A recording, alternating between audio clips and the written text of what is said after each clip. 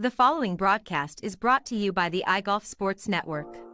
The Women of Golf show is sponsored by the iGolf Sports Network and Golf Tips magazine. iGolf Sports is a live stream broadcast and media production company, providing quality programming designed to attract the golfing enthusiast. And Golf Tips, the game's most in-depth instruction magazine, with insightful reviews on the latest equipment, tips from top teaching professionals, helping you improve your game from tee to green.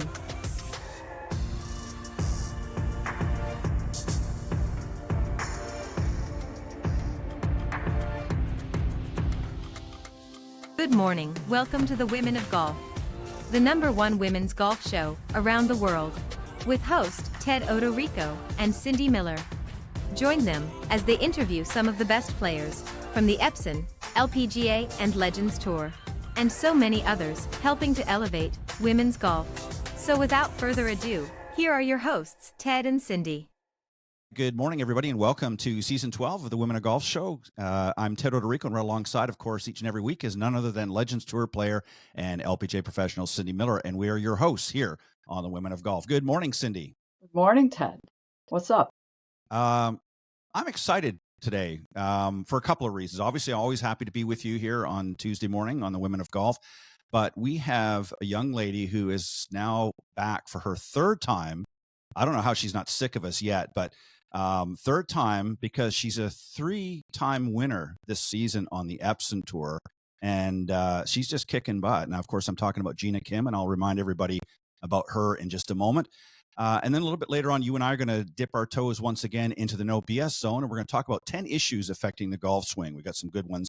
May not get through them all, but we're going to get through as many today, and if not, we'll pick them up next week. But very, very excited to have her on. But let me just remind everybody, of course, if you want to watch the show, including previously aired episodes, you can visit the iGolf Sports YouTube channel, or you can go to Spotify.com and just type in Women of Golf. You can also listen to the audio-only version at Spreaker.com or wherever you listen to podcasts. Don't forget to subscribe, of course, to our iGolf Sports channel, so you'll get notified as new episodes get added each and every week. Also, something else of note I want to mention, too, as if you want to become a premium member of our website, golftipsmag.com, and gain access to premium content plus special discounts from many of our premium partners and sponsors, you can use promo code GolfTips25 to get 25% off the regular membership price. This offer is available until July 31st, so don't wait. We have 3 membership levels to choose from, silver, gold, and platinum. So register today by visiting golftipsmag.com. All right, so let's welcome our guest. Gina is a member, as I mentioned, of the Epson Tour and back for a three-peat as a champion once again, winning 3 times this season on the Epson Tour. First was back in March, as you may recall, the Iowa Golf Classic, May, she won the Copper Rock Championship, and then just a few weeks ago, she won her third event, the Hartford Healthcare Women's Championship. So, Cindy, let's welcome back Miss Three-Peat herself, Gina Kim. Good morning, dear. Good morning. How are you? I'm doing great. Doing awesome. So, how does it feel? It feels good. Obviously it does. I guess it's not like I'm still excited, but I'm still kind of in the grind of trying to win another event and I'm over here at the next event in South Bend that I don't think I've really had time to really fully celebrate the moment. Because you're not done yet. That's why. Yeah, we're not done yet. Job's not done yet. So. Yeah. Keep grinding. So let me ask you a question. What makes you like doing this? I asked myself that question so many times. I Last year when I was struggling, I thought it was the winning part and like, making a lot of money, traveling the world, yada yada. I still do like traveling the world, don't get me wrong. But I think it's the pressure, like the Ooh. pressure and the anticipation of having a chance to win. And then like giving it 200% of everything you got and knowing that it's going to pay off later on. The winning part, I think it's about like not five, maybe like 20%, 20% of like what I love doing. And then the 80% is like just even having the chance to win and giving everything I got, like just throwing everything I have at it. And then, some days you get bummed, and then other days you get to have amazing days like that. And I think that's pretty cool. So, following up on that, you got 3 holes left. You're grinding your guts out. Do you look at the leaderboard or no? I do not, no, because I I personally think like if you're meant to win, you're gonna win. And if I do my routine just right, it's gonna work out, you know. But I will say the last event in Connecticut, I knew I was leading. That up to that point I knew. I just didn't know how much I was leading by. And so I thought somebody was right behind me the whole time. And so I just kept my foot on the pedal the whole day. And then when I got to like hole 17 tee box, you can see the leaderboard near 18 green. And so I checked and I had what was it? I think I had a 7 or 6 or 7 stroke lead. I don't remember. Something pretty big. And so that's when I knew like, oh, it's okay. Like I'm good now. But yeah, like had I looked at the leaderboard before, part of me wonders like maybe I wouldn't have Ugh. pushed as much. You know what I'm saying? So I didn't want me looking at a leaderboard to be a factor into how I played. So that's why I don't look into it. I teach a lot of juniors. If you focus on what you're supposed to do with the club, you can tell the ball where to go. And that's kind of what I hear you saying. It doesn't matter what position you're in or where you're going. You have to do what you need to do to make the ball go where you want it to go, no matter what position you're in. So, like you said, I don't look at the leaderboard. What would you tell a young player whose parents are hounding them? Oh, you got to win. You got to do this. You got to, gotta. What would you tell that young player to nicely say to their parents to kind of back off? Mm, I've had this conversation with my mom, and I think every parent, they mean well. They want their kid to succeed. We all get that. Um, but I think what I've talked with my mom was like, Mom, I've been doing this, like, how many years has it been? Like 17 years now, like more than half my life, just dedicating myself to my craft here.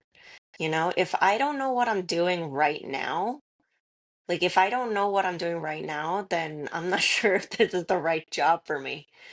But I like to say I know what I'm doing. And so less is more for her part. So I'm like, I just need a cheerleader. I just need a supporter. The moment you give that kind of positive support and say, hey, you know what? Like you're doing amazing. Or even if the situation's not great and you say, hey, like, I know the situation's not good right now, but you know what you're doing. So you know how, you can figure out a way to get yourself out of it. Like as soon as you say that, the amount of influence that a parent's words have over a kid, astronomical. Like I almost say it as like, what, if things aren't working out, I said, Mom, why don't we try it? What do we have to lose?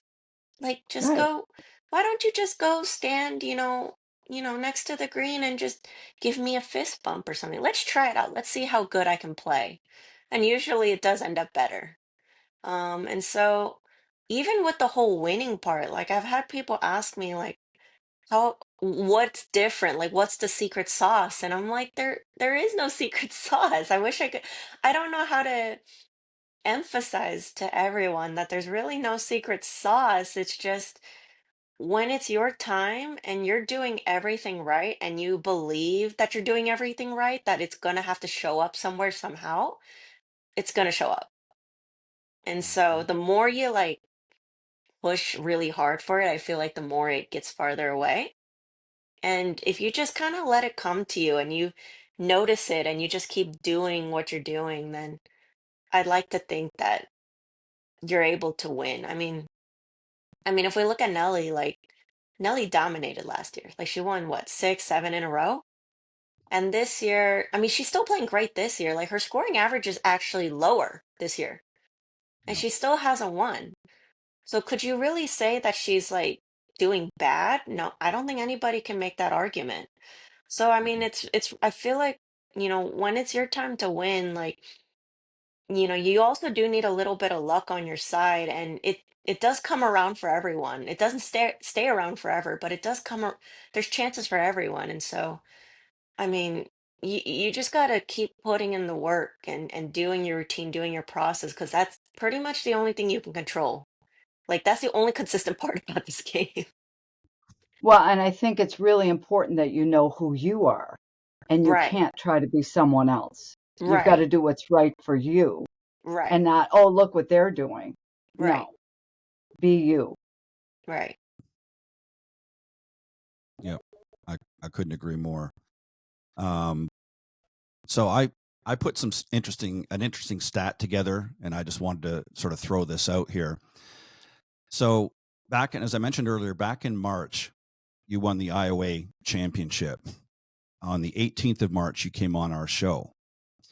Back in May, you won Copper Rock, and in June 10th, you came on the show. A couple of weeks back, you won Hartford in July, early July, and here you are on the 29th of July. So what I noticed is you keep winning every time you come on this show. So I think you just need to keep coming back. So I think you're going to win another event just from being on Okay. this show this week. You know what? I was already That's getting a feeling that I might win another one before the season ends. I don't know. I don't know. I might be speaking too soon, but I think there's a correlation. I mean, every time you've come on. Now I know the first one obviously that doesn't count as much because you obviously came on as the winner. But, not even a few weeks later when you came back on again, you had won the Copper Rock. Now you've won Hartford. You're back on again. You're in South Bend, Indiana, about ready to play another event. I don't know if it's going to be this week, maybe next week. I don't know, or the next event, Doesn't but matter. doesn't matter. I think you're going to win again. So you need to in your forecast. But I worked it out. But every few weeks when you come on the show, you're winning another event. So I like I that think math. you just need to keep coming on there. That's the stat you should be focusing on. Forget about all the other stats, rules and regulations, sand saves, all that stuff. That's just a bunch of BS. We all know that. So I think coming on the Women of Golf show has been proven to be your ticket to success, and that's going to carry over on the LPJ. So you have to keep that in mind. You got to come back when you get out in the LPJ next year. Um, Absolutely. all kidding aside, one thing I wanted to ask you though is obviously you mentioned off air, which was kind of interesting. You said that you're certainly excited the fact that you've won, um, but there's still more work to do. Um, when is it going to be at the end of the season when you're going to look back and you can say, now I can take a deep breath. Now I'm going to really enjoy the fruits of my labor because there's work to still be done. You've got, I think you said 6 events left, including Yes. this week here. So you've still got lots of golf left, lots of chances to win at least another event, maybe more. And you've pretty much cinched your eligibility for the LPGA for next season by winning the 3 events. You've pretty much, you're there. Your number one spot right now in Epson. So, how do you feel overall right now? Are you kind of real excited inside, or are you pushing that? Are you putting that in a separate box for now to be reviewed later because you're going to focus on what the tasks are ahead? Oh, I mean, obviously I was excited in the moment. I'm I think more than excited right now, I'm just really happy and just grateful that things worked out. Hmm. It sounds a little weird, but I actually feel a little bit of relief because I didn't know what the season was gonna turn out like at the beginning of the year, and I was like, I need to go back to LPG. I want to go back to LPG. I feel like that's where I belong, and so I wasn't sure how it was going to turn out this year. So excitement was first, and then gratitude, and then I think just relief knowing that what I'm doing is right. Because I've tinkered around with my routine, clubs, caddies here and there. Like, just knowing that I have everything set up for me to go do well out on the LPJ tour, that gives me so much relief. Like, I don't feel like I have to be searching and fighting for my life every week next year. So, um, I'm actually excited for next year more than the wins. I'm actually excited. Like, I'm excited to go see how well I can do out there. Like, after learning this much, knowing and growing, as a person, as a player, how good can I get out there? That's what I'm excited for. I don't know. I think as golfers, we're always in this like looking forward mindset, like, you know, what can we do? What more can we do? And Yeah. I think Scotty kind of brought a little light into that. Like the winning part really takes up a fraction of your time, and then you're back on the grind again. You're still perfecting your craft. Like you're just never done. So I think he kind of got that the essence of how golfers feel after winning. No, and you I've said I've something. got to ask a question. Yeah, So go ahead. tell us about last year. You said last Oh year wasn't such a good year. Tell us about that no, because I may have yeah. forgotten that. Oh gosh. I was fighting the putting demons like I mentioned before. I think I switched like putters every week. Because they have the reps out there, so I'm like something's not clicking. I'm switching putters every week. Shoot, I'm even switching putters like after a round, like in between rounds. I mean, and I was, hitting balls for as long as I possibly could to feel, Oh, I guess, better, just as my coping mechanism. Like we were really panicking, and I was just throwing anything I could think of at the wall and see what would stick. Obviously, nothing stuck. Um, I mean, it was just not a good place to be mentally. You're just fighting for your life and you just feel like you're searching all the time. And then eventually it got to a point where I told my mom's like, Mom, I don't even know where to start. Like I don't even know what I'm doing. Like what am I supposed to be doing? And so it was just not a good place to be. And now like I knew I got better this year when even after missing the cut, I missed two cuts so far out of 14 events. And even after I missed the cut, like I was not panicking. Like I wasn't out there on Monday grinding my butt off. And so I still took my break off on Monday, went out, played nine on Tuesday, worked out, did my whole routine, and we made the cut the very next week after. Like it was like, okay, well, I missed one cut. I mean, you know, you can't win everything, I guess, unless you're Scotty or Tiger. But other than that, like I wasn't panicking and I wasn't Yeah. panic practicing either. So I think that was huge for me in terms of development. so lack of panic. Yeah, like just not being as reactive, just understanding like Oh, I people know miss that cuts feeling. Oh all the my time. God. Just search and Yeah. scan, rake and hit, rake and hit. Where's my swing? I don't know where it is. I hate that. Yeah. And so it's like, okay, so you missed a cut. So what? Like it's one cut, okay? Like Take a chill I pill. yeah, take a chill pill and like go get yourself a coffee and like go do something else and then come back with a fresh mindset and then get after it like you always do. Like it's the same thing every week. Like why are you deciding to change it just because you missed one cut or two cuts out of 14 events, you know? If you were missing like 10 cuts or something, I'd be Yeah. like, okay, maybe we should like take a look into what exactly is making you miss cuts. Now that is where I would start to think, I wonder what's wrong. But like once in a while, if you miss a cut, I'm just kind of like, okay, and like it happens. It happens to the best of us. It happened to Tiger. It happened. No, no one's ever gonna like see their career, you know, all the way through without missing a cut. So I Right. think just not reacting to that and just staying even keel and just kind of going about your business the way you always do, regardless of the result. Perfect. Yeah. True. I couldn't agree more.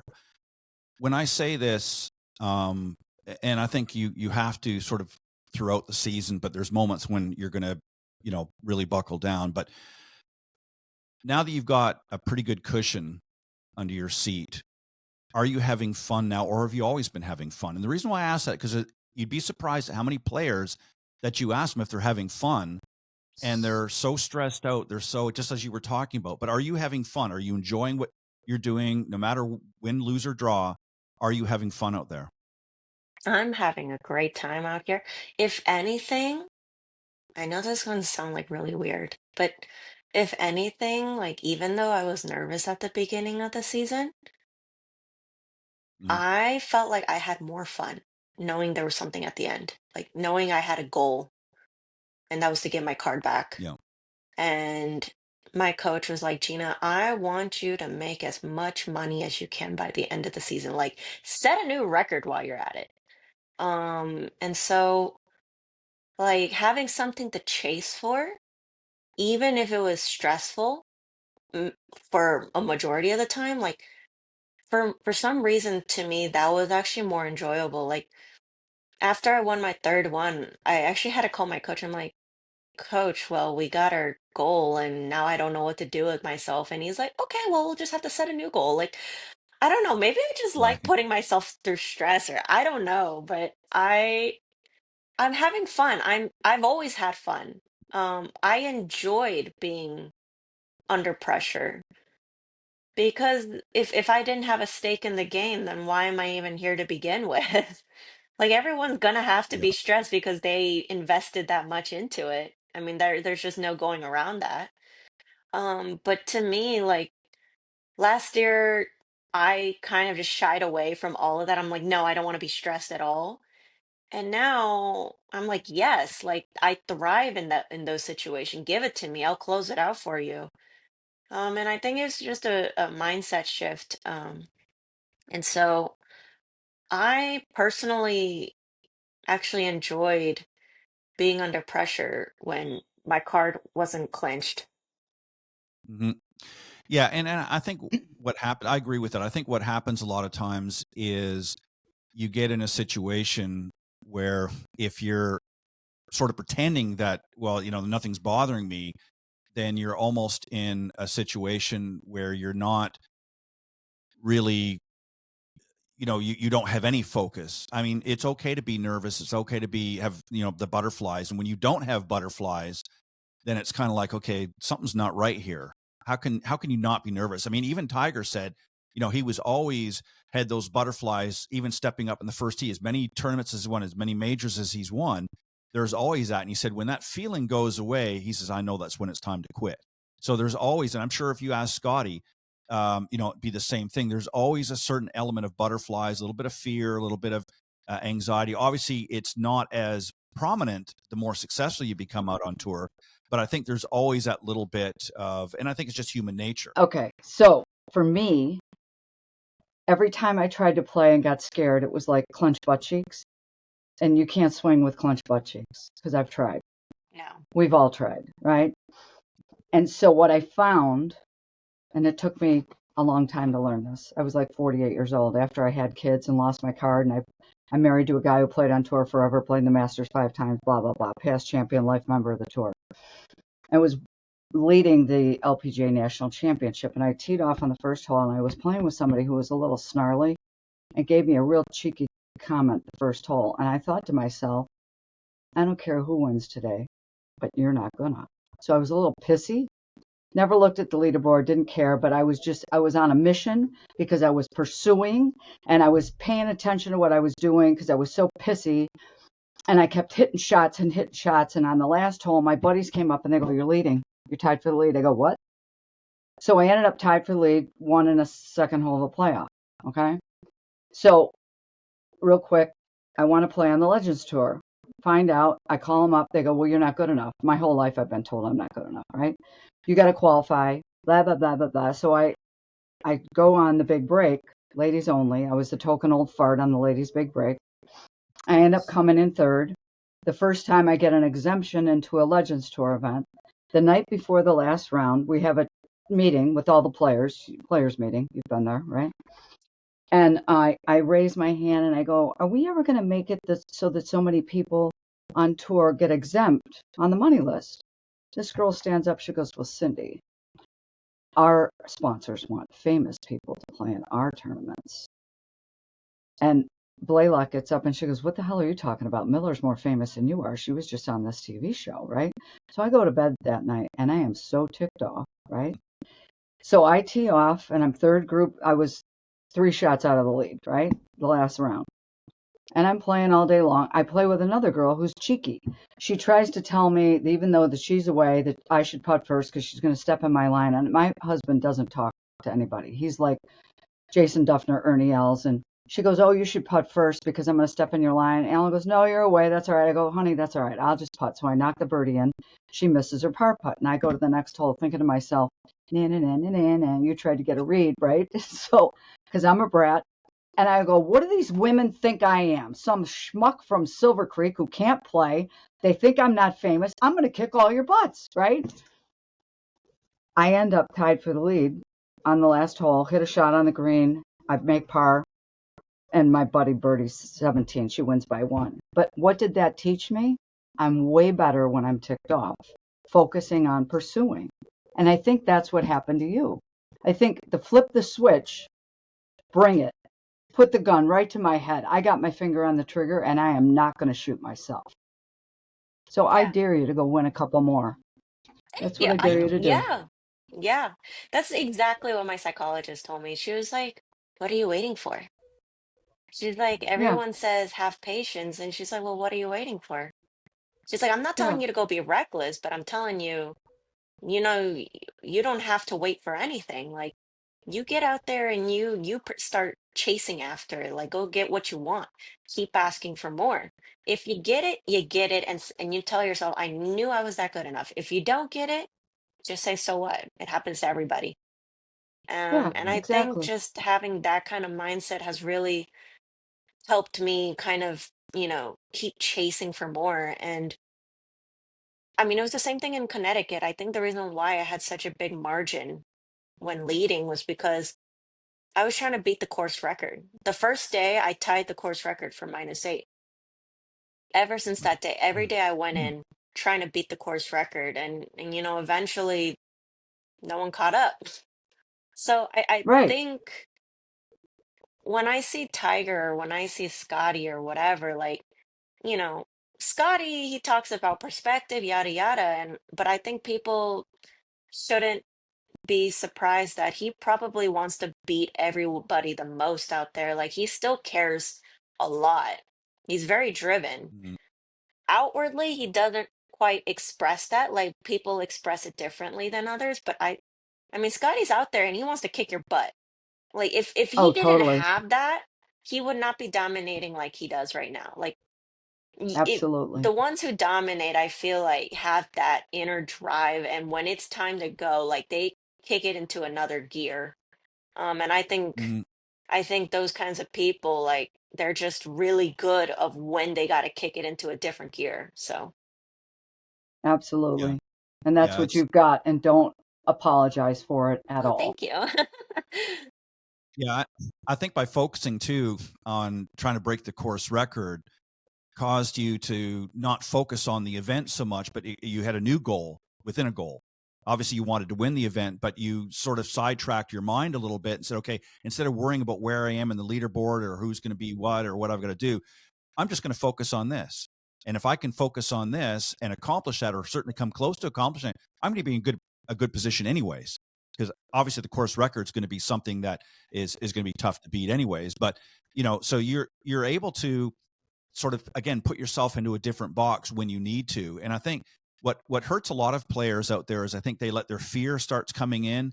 And it's okay to be nervous. As I said, everybody's going to have some butterflies, but when you start to really have fear and panic and the anxiety ramps up in that, then it's very hard to take control of your game. And I think this is what hurts a lot of players. So what do? They get out and they grind it a lot more. They start focusing and become range rats, and they can hit the ball great, but inside their head they're still playing the same old song as I've got to be here, I've got to be there, I've got to do this. If I don't do that, and that's what Cindy was alluding to. So I think what you're doing is you've obviously found a secret sauce, if you will, to your success that works for you, and that's the main thing. It's what works for you, not what works for somebody else.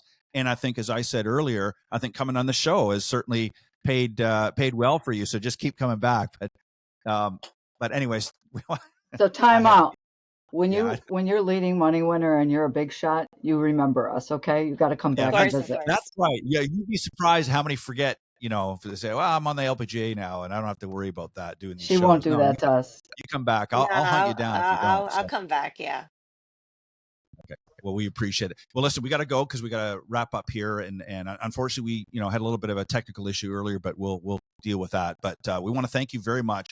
Much continued success. All kidding aside, we'd love to have you come back, win, lose, or draw. As I said, you're just a great guest to have on, and we just love your attitude, and we just wish you nothing but the best for the rest of this season, and obviously into next year as well. But Gina, thank you very much for joining us this morning on the Women of Yeah. Golf. Thank We'll you see you guys in for a couple having me. weeks. Yes. No, we're always happy to have you. Hang tight. We're going to take a quick commercial break, and when we come back, you and I, Cindy, are going to jump into the No BS zone. Hi, I'm Karen Jansen, LPGA Master Teaching Professional and National Academy of Sports Medicine Certified Personal Trainer, and I'm very excited to share with you my Cardio Golf online subscription. Professional golfers know the importance of athletic development for golf. As a recreational golfer, you might not have the time to train like an elite athlete, but by simply adding a few golf-specific exercises and swing drills into your daily routine, you can dramatically improve your game, and you can do it at home with Cardio Golf. I have various pieces of equipment to help you train indoors, away from the golf course, like the Cardio Golf Shorty Club. This club is short so that you can swing inside, you're not going to hit the ceilings or the walls. The Cardio Golf Slope. This is great to simulate an uphill and a downhill lie. You know, the ones that you get on the golf course, but there's nowhere ever to practice. We also use this as a fitness step. I also have various pieces of equipment from Golf Gym, like the Powerball and the Power Bands, to help you improve your strength and flexibility. Join me every week as I take you through workouts that are going to help you shape your swing and trim your score. Start a free trial today. Go to cardiogolf.com. Welcome back, everybody. Always excited to have great guests. Gina Kim, of course, was on. We had a little bit of a technical issue, but hopefully we can work everything out, and you'll be able to see the full recording and our interview with Gina Kim from the Epson Tour. Of course, won 3 times. Cindy, still can't believe it, but just a great player, just a great young lady, and we're excited to have her on the show whenever she wants to come back. But right now, we're going to get into the No BS zone, and here we're not going to get through all of them because we're a little bit behind on time. But top 10 issues affecting the golf swing. So one of the ones, Cindy, that I think a lot of people run into is what we refer to as over the top. And that's essentially where, if you're, again, a right-handed golfer, your lead is your left side. And what awfully happens is your right shoulder comes out and you're cutting across the ball. So what typically causes it, from what your understanding is, what typically causes people to come over the top, and what do you recommend maybe as a drill or something that they can do to try to help overcome that? Because that's a big one for a lot of golfers. People's arms and shoulders are too tight and they just get too fast and try to kill it. I get them to relax. I get them to drop their right foot back, so they might stand stagger step. So left foot's in front of right foot, stagger step, just dropped it back so that it helps them swing the club back a little more inside.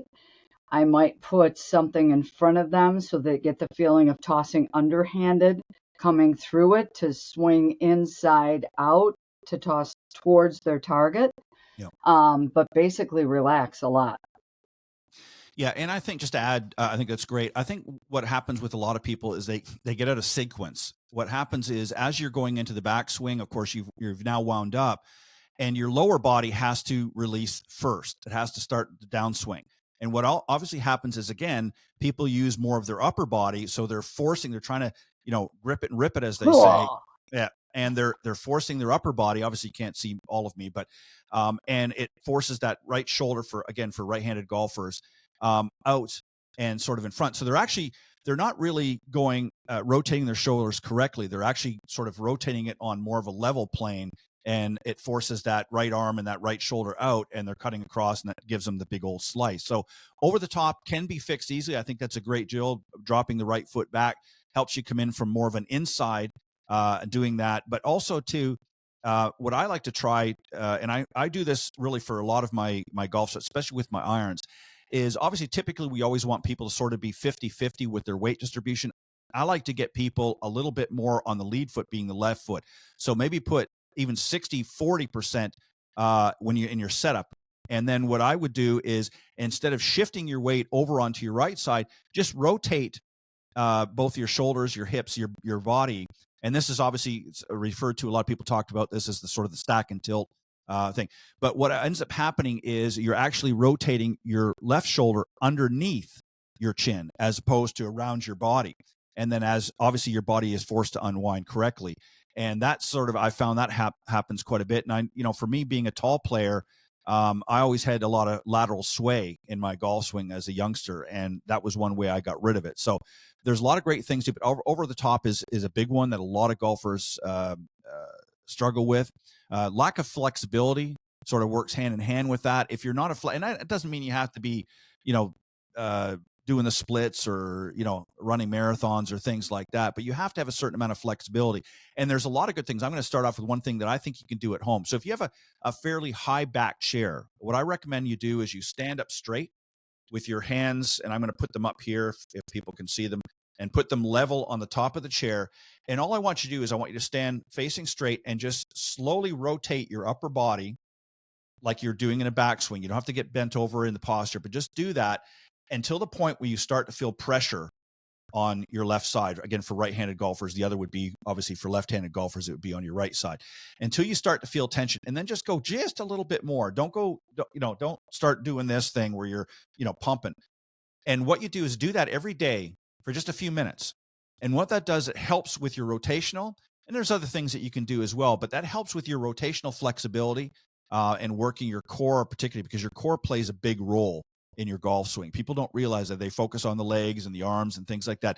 But your core, if your core is not able to stretch out or there's a lot of tension, you're going to find yourself. So stand behind a chair, put your hands up on the top of the chair, and just slowly rotate your upper body so that you get some rotational turn in that, just to the point where you start to feel some tension, and just add a little bit more, but don't go so much where it starts to really hurt, because then you're going to hyperextend that flexibility. So what are your thoughts here? I agree. Totally. Always been a good one. That's one you could do at home. You don't even have to go to the driving range. Obviously, you want to do some other stretching and things like that. Yoga is also good. Yoga is a good one. This is another one too, Cindy. Poor balance. And I think the next one that's going to come after it works hand in hand. So I'm going to give you that one too, for just keeping up with our time, is bad posture. So poor balance and bad posture are two that are also affect the golf swing. Maybe you could touch on a little bit of both. I think people are misunderstanding. A lot of people are told to pretend you're sitting on a bar stool. Yes. And I tell people, I don't want you to sit there like you're going to poop or sitting on a bar stool. I want you to pretend you've already been on the bar stool and you're bowing over to throw up. So I call it partial puke. So you got to be bowing over the weights on the balls of your feet. People remember me. So don't. I have no doubt. Coming from memory, the memories of Cindy Miller, that should be your next her days at University of Miami. Go ahead. Sorry. So it's partial puke. What was the second thing besides? Oh, balance. Poor balance. Poor balance and setup. What was the second? Poor balance and bad posture. See, that's what happens. She's going through the, ladies and gentlemen, she's going through the Rolodex, right? Or Rolodex. I can't even speak. Have another drink, Ted. And she's thinking about University of Miami days, and she knows I'm right. So go ahead. I'm sorry. So poor balance and bad posture. Killer. Yeah. Dirt buying shots for everybody. Anyway. Oh my God. Okay, so it's partial puke. The weight's on the balls of your feet. And when you swing it back, you're just going to let your body follow. You're not going to try to turn and shift because, again, I pretend I'm spiked to a pole and everything swings around, right? Yes. You're not going to go over here and over here. People like see me in the middle of the screen. I can't hit the sides. I got to stay in the middle. So everything swings around it. So I pretend I'm spiked to a pole. And if I sway, I die. Again, a great visual. But so bowing over, the weight's on the balls of your feet, and then let everything follow the swinging and shifting and turning, rotating. Again, don't try to make it go back and forth. Yeah, you see a Your lot of body people. follows the swinging of the club. Yeah, you see a lot of people get where their rotation they misunderstand and they're swaying a lot. And again, tall people really have a problem with this because again, I'm very long in the legs, so it's very easy to do that. And I had to learn to it's more rotational. And and obviously your weight naturally will shift a certain amount, but it's as a result of the golf swing. It's not something that's forced, and that's Yeah, where you don't see. try to help it And this happen. yeah, and Then you're again, gonna not fall on your completing the butt. backswing. Yeah, not completing the backswing is another one that people have, where they just a lot of times where they'll just sort of throw the arms back. Their chest is still facing pretty much forward. Their arms are back here, and they think, "Oh, I'm at the top. The club's over here," and they haven't rotated their upper body, so there's no torque that's being created That's a pick against up the and lower a body. chop. Exactly, they're picking up and they're chopping down the ball. So you need to complete your backswing, and again, it's a rotational movement. And it's just because you're bowed over, as Cindy said. I'm not going to say what she said, but as she bound over what Partial she's saying. puke here. Yeah, there you go. Partial puke. Partial puke. And you're rotating into a proper backswing, that's going to help you generate power as well. So you need to be able to do that. And again, doing that chair drill, as I said, will help you focus on that because you want to get your left shoulder, again, for right-handed golfers, you want to get that so it's feeling as close as possible to under your chin. But you don't want to, because if you're swaying way over here, I got to be careful with my mic. If you're swaying over here and you're not turning, now your shoulder is way back here. So now I've got to force myself to move too far forward, and then I've got to rotate. And there's a lot of things. This is why it's very important. If you're going to go online, make sure that you're watching videos of people who are professional in their craft, meaning teach professionals, not some Yahoo that's thrown up, and he might get a lot of clicks, he might get a lot of views, Don't but if go he's online. not right, just be careful of that. I mean, a lot of pros I know have their stuff online, including us, but at the same time, you got to know where you go. Make and sure you got to they're be careful of that qualified. because Inspect the source. Yeah, exactly. Poor grip is another one, Cindy. See a lot of players getting too much in the palms. Obviously, there's a little bit of palm happening, but mainly it's in the fingers. So poor grip is another one that certainly affects the golf swing. We've seen that. We've talked about that before. Incorrect alignment. How many people you see they're way closed or way open, and they think that they're aiming, and it goes to what you talked about, the eye dominance last week. Maybe you can touch on that. Well, again. here's the other thing. A lot of people think you're supposed to aim with your shoulders. If my Right. shoulders are pointed at the target, the face is way to the right. You got to aim the face. The only thing that touches the ball is the face. Mhm. The other thing is, if you watch all these videos online and no one talks about the face, click off. Yep. The face is the only thing that touches the ball. Yep. Everybody's talking about body and rotation and hips and everything else. No one talks about the face. Yeah, you get a lot of videos about biomechanics and things like that. And it might be interesting on some level, but it actually confuses a lot of golfers. You're right. The club face, wherever that's pointed, that's where the ball is going to go. And how you arrive there, I mean, you look at players like Lee Trevino. I mean, he had a very unorthodox looking swing compared to some of the guys. Even Nicklaus, by some people's standards, had a different looking swing than what we see today by some of the players. But the one thing that all the better players do have is their club face is square through impact and even beyond. And some players, like Scotty Scheffler, is actually his club face is square longer than most of the other players. That's why he's able to hit it so consistently straight. So exactly. This is one, Cindy, I know that you'll relate to. You've talked about this many, many times, but trying to lift the ball, especially with your irons. Obviously, you're sweeping with your driver, but with your irons, it's more down and through the ball. You're swinging the club. People trying to lift the ball. What's going on here? They're trying to hit it. They're pushing at it. They're pushing. The club's got to go down to make the ball go up. If the club doesn't go down, the ball's not going up. I tell people, don't even look at the ball. Look at the ground before the ball. Make the club go down. They're like, huh? Again, I could make a lot of videos that would be really funny, but I'd probably get sued. But it could really be a funny video. But so many people try to hit the ball. They look at the top of the ball, and I had a guy who goes, "You don't want me to look at the ball? I'm always looking at the ball." I go, "Stop looking at the ball." I put grass behind it. I go, "Make the grass fly." And then they're like, "Oh, what happened?" I go, "The club went down. The ball went up." Mm-hmm. Oh, who knew? Yeah. Yeah, you got to let the club face do the work, and obviously the more lofted the club, like your wedges, for instance, they definitely have to come down, and the ball will, once it makes contact, the club face will do its work. You just have to make sure that you're getting the club face back to impact square. Otherwise, you're going to run into all kinds of problems. Poor weight transfer was the last one that we're going to touch on. We've already sort of talked about that. I said getting too much of that swing happening into your swing, and you just got to think more rotational. And one other one that we didn't touch on was actually the first one, and that is swinging too hard. I see a lot of people out there, pardon me, that just swing the golf club Lash way LaRue. too hard. Yeah, exactly. They're just, and the tension comes in. You can just see that they're trying to kill it. And if you look at players like Ernie Els, Freddie Couples, and so many others that swing so effortlessly, they're hardly even swinging. I mean, obviously they're generating a lot of club head speed, but it looks on the surface that they're swinging effortlessly, and they really are. And it's because they're doing everything right. Their sequencing is correct. Everything is correct. They're getting the club face back, but they're not trying to kill it. And this is what we see a lot of amateurs. Go ahead. Let me ask, do you have Gina's stats anywhere? I don't have them up here off the top of my head, but she doesn't look like she's that tall. I bet she's 5'6" or so. Yeah, I don't think she's real tall. No. Okay. And but so she probably hits the ball 250, 260? Probably somewhere in that range. Yeah, I'd have to look, but yeah. So if we looked her up, which we haven't done, which I'm going to do when we get off, right? I bet she's not that tall, and I bet she hits it at least 250 to win 3 times. She's got to be able to hit a 250 to compete on the LPGA Tour.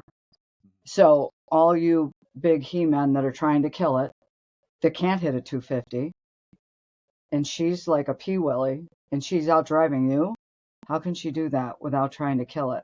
So go watch her swing online. And she's just won 3 times on the Epson Tour. She's going to win multiple times on the LPGA Tour. She's going to be a superstar. Yeah, I think so. Why are you too. trying to kill it? Stop trying to kill it. Swing and the that's club. and that's what happens with a lot of players is it's very easy. For men particularly, it's an ego thing. So I gotta, and not to knock him, but I think people misunderstood. When John Daly talked about gripping it and ripping it. I think he was more metaphorically that he was talking about. I mean, if you even look at his swing, I mean, even though he wraps it around, it looks like he's wrapping around 6 times around his body, just by the distance. There's a short little video clip I've seen of him lately and he's talking. He says, "This is what I say to amateurs: he's make a 3/4 swing. That's all you need." He says, I can hit it out a mile with a 3/4 swing. You don't have to. Now, he just, for whatever reason, that's the way his backswing looks. But if you look at how he's swinging the golf club, he's not trying to murder it. No. He just takes a long backswing. Yeah. And I watched him years ago at the Canadian Open, many years ago when he was playing. And I watched him at the end of the range. There was a putting green there, and he was standing. It was an elevated tee area, and it was maybe about 3 feet down to the green. And he was standing there, and he had something probably like a 60-degree wedge, and he would take that full backswing, and he would come through, and people are thinking, God, he's going to knock it way out into the, to the ninth fairway, which runs parallel. And it would just go straight up in the air, hit the bottom part of the hill, and trickle out by the first little cut pin in there. And people were just amazed. And you saw, I mean, the range was full. And all of a sudden, everybody started moving down to his end of the range. They didn't care about a guy, belting their tee shots out there and stuff. They wanted to watch John Daly. And the distance that he was hitting these high lob, flop, whatever you want to call it, shots was only about maybe from where he was, where they were landing, 7-8 feet. But he was taking completely full swing. But he had such incredible touch that he could lob this thing up, 20 feet in the air and drop down just up, right up in it. And he hit about 8 or 9 of them. And every one of them was within a foot of that cup. Now, I know people that can't even do a little bump and run or a little chip or whatever and get anywhere near that. And here's this guy taking a full swing. But if you watch his swing, he's not trying to kill it. No. He knew how to finesse he's that. Just that stuttering club. Under it. Exactly. He had incredible rhythm. Unfortunately, he ran into some issues later on in his career, and now he's just out there sort of having fun. But he had incredible touch, but yet he would take that thing back. But he would, his thing was grip it and rip it, and it was really metaphorical. He wasn't really telling you to grip the club with a death grip and try to murder the ball. So, real quick, swinging too hard is one. Over the top, lack of flexibility, poor balance, bad posture, not completing that backswing, poor grip, incorrect alignment, trying to lift the ball, and poor weight transfer. Those are really the top 10 issues. I think there may be a few others that we may come across in weeks to come, but I think those are the most common that I typically see, and I think you would probably agree as well. So if you work on those things, we've given you a few tips, and he's given you some great ones straight from the University of Miami. So play this back many, many times, and I know I will for a good laugh, if nothing else. But anyways, we want to thank you for joining us this morning. We always have a good time here on the show. A special thanks again to Gina Kim for joining us. And we'll hope you come back and join us next week here on the Women of Golf. God bless everybody. Cindy, as always, it's a pleasure. Thanks, And Doug. I will see you next week as well on the show. Thank you.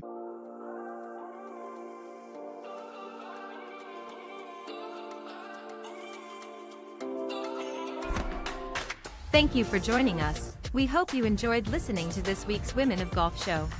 Ted and Cindy wish to thank this week's special guests. Remember to join them every Tuesday from 9 to 10 a.m. Eastern, here on the iGolf Sports Network, or on any of these social media platforms: iTunes, Stitcher, TuneIn, CastBox, TalkStream Live, and of course Spotify. To get updates on the show, you can follow the Women of Golf's Facebook page at www.facebook.com/womenofgolf. This has been a production of the iGolf Sports Network.